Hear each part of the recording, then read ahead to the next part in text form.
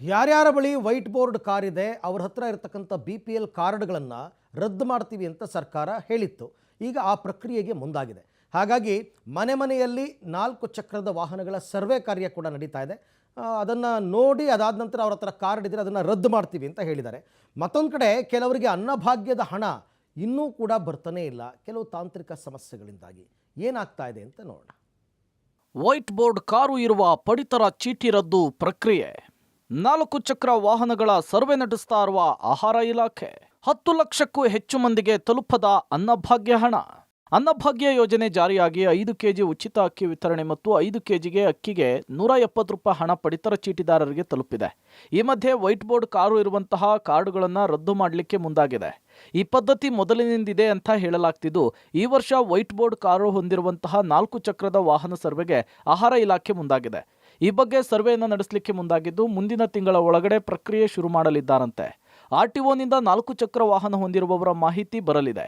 ಜೊತೆಗೆ ಆದಾಯ ತೆರಿಗೆಯ ಇಲಾಖೆಯಿಂದ ಆದಾಯ ತೆರಿಗೆಯ ಪಾವತಿ ಮಾಡ್ತಾ ಇರುವವರ ಕಾರ್ಡ್ ರದ್ದು ಮಾಡುವ ಪ್ರಕ್ರಿಯೆ ಆರಂಭ ಮಾಡ್ತಾ ಇದ್ದೇವೆ ಅಂತ ಇದ್ದಾರೆ. ಸರ್ಕ್ಯುಲರ್ ಪ್ರಕಾರ 1,20,000 ಇಂದ ಇನ್ಕಮ್ ಜಾಸ್ತಿ ಆಗಬಾರ್ದು, ಮತ್ತೆ ಸರ್ಕಾರಿ ನೌಕರ ಇರಬಾರ್ದು, ಮತ್ತೆ 3 ಹೆಕ್ಟೇರ್ ಇಂದ ಜಾಸ್ತಿ ಇರಬಾರ್ದು, ಸುಮಾರು ಕಂಡೀಷನ್. ಅದರ ಜೊತೆಗೆ ಇನ್ನು 4 ಚಕ್ರ ವಾಹನದಾರರು ಯಾರು ಇದ್ದಾರೆ ಅವರು ಎಲಿಜಿಬಲ್ ಇಲ್ಲ. ಈಗಾಗಲೇ ಏನು ಪರಿಶೀಲನೆ ನಡೆದಿದೆ, ಡೇಟಾ ಕಲೆಕ್ಷನ್ ಆಗ್ತಾ ಇದೆ. ಪ್ರತಿಯೊಂದು ಡಿಪಾರ್ಟ್ಮೆಂಟ್, ಟ್ರಾನ್ಸ್ಪೋರ್ಟ್ ಇಂದ ಮತ್ತೆ ಇದು ಇನ್ಕಮ್ ಟ್ಯಾಕ್ಸ್ ಇಂದ ಡೇಟಾ, ಈ ಕುಟುಂಬ ಮೂಲಕ ಎಲ್ಲ ಡೇಟಾ ಬರುತ್ತೆ. ನಮಗೆ ಇನ್ಕಮ್ ಸರ್ಟಿಫಿಕೇಟ್, ರೆವೆನ್ಯೂ ಲೇಖ ಕೂಡ ಬರುತ್ತೆ, ಯಾರ್ದು ಇನ್ಕಮ್ ಜಾಸ್ತಿ ಆಗಿದೆ ಅಂತ ಎಲ್ಲ ಡೇಟಾ ಸೇರಿ ಇನ್ನೂ ಸಲ ಪರಿಶೀಲನೆ ಮಾಡಿ ತೀರ್ಮಾನ 1 ತಿಂಗಳ ಆದಮೇಲೆ ಇದು ನೋಡೋಣ. ಡಿಲೀಷನ್ ಶುರು ಅದು ಕೂಡ ಆಗುತ್ತೆ. ಯಾರು ಎಲಿಜಿಬಲ್ ಇದ್ದಾರೆ ಡಿಲೀಷನ್ ಆಟೋಮೆಟಿಕ್ಲಿ ಆಗಿರಬೇಕು.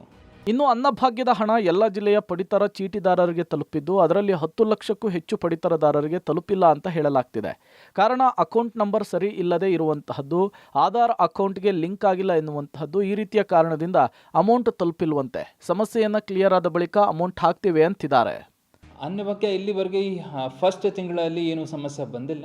ಅಂದರೆ ಒಂದು ಸಮಸ್ಯೆ ಮಾತ್ರ ಬಂದಿತ್ತು, ಈ ಬ್ಯಾಂಕ್ ಅಕೌಂಟ್ ಸಲುವಾಗಿ. ಯಾಕೆಂದರೆ 21 ಲಕ್ಷಾಂತರ ಈ ಫ್ಯಾಮ್ಲಿಗಳಲ್ಲಿ, ಅಂದರೆ BPL ಕಾರ್ಡ್ಗಳಲ್ಲಿ ಹೆಡ್ ಆಫ್ ದ ಫ್ಯಾಮ್ಲಿದು ಬ್ಯಾಂಕ್ ಅಕೌಂಟ್ ಇರಲಿಲ್ಲ. ಅದೇ ಕಾರಣದಿಂದ ಅದು ದುಡ್ಡು ಹೋಗಲಿಲ್ಲ, ಅಲ್ಲಿ ರೀಚ್ ಆಗಲಿಲ್ಲ. ಒಂದು ಬಾರಿ ಅವರಿಗೆ ಎಸ್ಪೆಷಲಿ ಸರಿಯಾಗಿ ಮಾಹಿತಿ ಕೊಡಬೇಕು, ಏನು ಕಾರಣದಿಂದ ದುಡ್ಡು ಬಂದಿಲ್ಲ ನಿಮ್ಮದು, ಮತ್ತು ಏನು ಕಾರಣದಿಂದ ಈ ಸಮಸ್ಯೆ ಬರ್ತಾ ಇದೆ ಈಗ.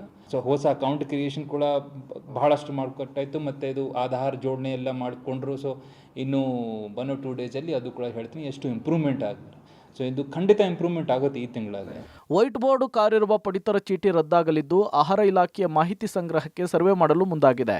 ಹಾಗಾಗಿ ಈ ವರ್ಷ ವೈಟ್ ಬೋರ್ಡ್ ಕಾರ್ ಸಂಬಂಧ ಎಷ್ಟು ಕಾರ್ಡ್ ರದ್ದಾಗಲಿದೆ ಅನ್ನೋದನ್ನು ಕಾದು ನೋಡಬೇಕಿದೆ. Lokesh, public TV, Bengaluru.